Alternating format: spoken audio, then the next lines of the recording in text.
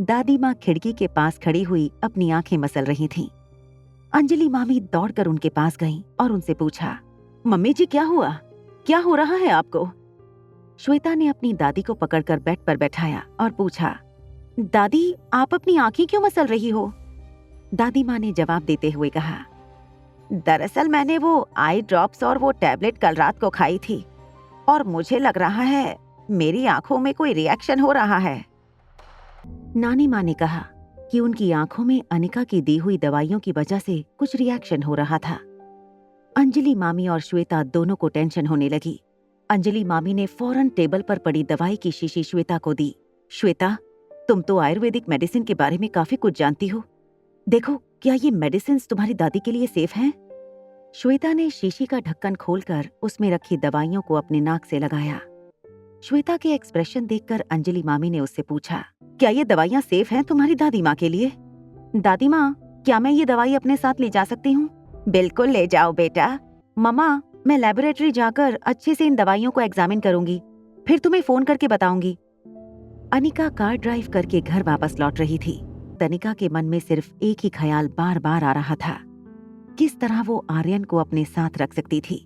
अपने बेटे को पाने के लिए अनिका ने अपने आप को यहाँ तक तैयार कर लिया था कि अगर जरूरत पड़े तो वो रोहित से शादी भी कर लेगी। जब अनिका का ध्यान फोन की स्क्रीन पर पड़ा तो उसने देखा कि उसके पापा गौतम गुलेरिया उसे फोन कर रहे थे। फोन के रिसीव होते ही उन्होंने कहा, तुम्हारी बहन कामिनी और मनीषा बिल्कुल ठीक कहते थे, तुम पर विश्वास कभी नहीं करना चाहिए।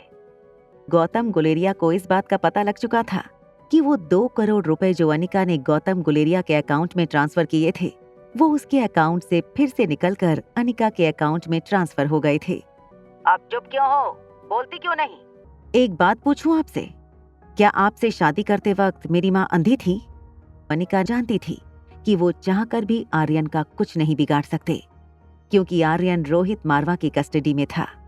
अभी अनिका के मन में ये सारी बातें चल रही थीं। तब बगल की सीट पर पड़ा उसका फोन फिर से वाइब्रेट होने लगा। इस बार अनिका ने सोच लिया था कि वो गौतम गुलेरिया को ऐसा सबक सिखाएगी कि वो दोबारा उसे फोन करने से पहले 100 बार सोचे। अनिका ने बिना स्क्रीन देखे फोन रिसीव कर लिया। क्यों बार बार मुझे फोन करके परेशान कर रहे हो? मिस अनिका, ये क्या कह रही हैं आप? अब mister Marwah, I am sorry, वो कब से मुझे कोई बार बार फोन करके परेशान कर रहा था, इसलिए। आई एम श्योर आपको काफी लोग फोन करके परेशान करते होंगे। दरअसल मैंने आपको कॉल इसलिए किया था क्योंकि डॉक्टर शालिनी ने दादी माँ को ठीक करने का पूरा क्रेडिट अपने गुरु कल्याण शास्त्री को दे दिया। I am really sorry. Media में भी अब हर जगह उन्हीं का नाम जा रहा है। क्या आप चाहती हैं कि मैं ये सब कुछ ठीक कर दूं? Not at all mister Rohit, ऐसा करने की कोई जरूरत नहीं। और फिर डॉक्टर शालिनी ने भी काफी मेहनत की थी दादी माँ के इलाज के लिए। It's okay. मिस अनिका, अगर आपको या आपके परिवार में किसी को भी किसी भी चीज की जरूरत हो तो आप कभी भी मुझसे कांटेक्ट कर लीजिएगा। और हाँ, मुझसे मिलने के लिए आप कभी भी आ सकती हैं। You don't need an appointment. Thank you so much mister Rohit. और मैं भी आपसे कहना चाहूंगी कि अगर आपके परिवार में किसी को भी इलाज की जरूरत पड़े तो आप बेझिझक मुझे कांटेक्ट कर लीजिएगा, स्पेशली अगर आपके बेटे को। Okay bye, see you later. ये कहकर अनिका ने फोन काट दिया। अनिका ने अपना हाथ कार की स्टीयरिंग व्हील पर मारा। उसे पता था कि रोहित से नजदीक आने का एक मौका आज उसने गंवा दिया था। वहां रोहित ऑफिस में बैठकर ये सोच रहा था। उस रात अनिका और उसके बीच जो भी हुआ, वो सारी यादें एक साथ रोहित के दिमाग में फ्लैश होने लगीं। जब रोहित अपने ख्यालों से बाहर आया तो उसने देखा कि उसका सेक्रेटरी चिराग मेहता उसके सामने एक फाइल लिए खड़ा था।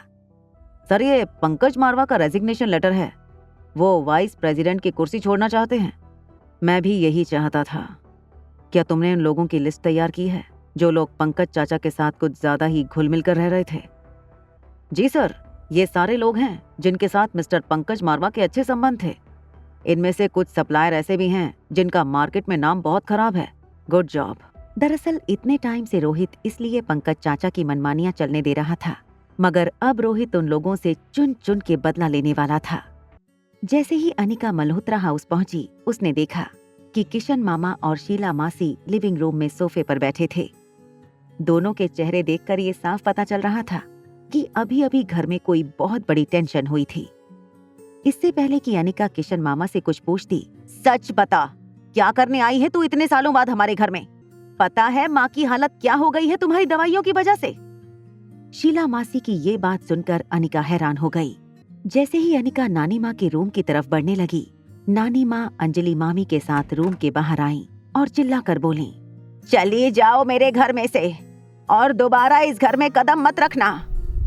आगे की कहानी जानने के लिए देखें अगला एपिसोड सिर्फ पॉकेट एफएम के YouTube चैनल पर। और एक लड़की को देखा तो के सारे एपिसोड को सुनने के लिए डिस्क्रिप्शन में दी गई लिंक से डाउनलोड करें पॉकेट एफएम ऐप।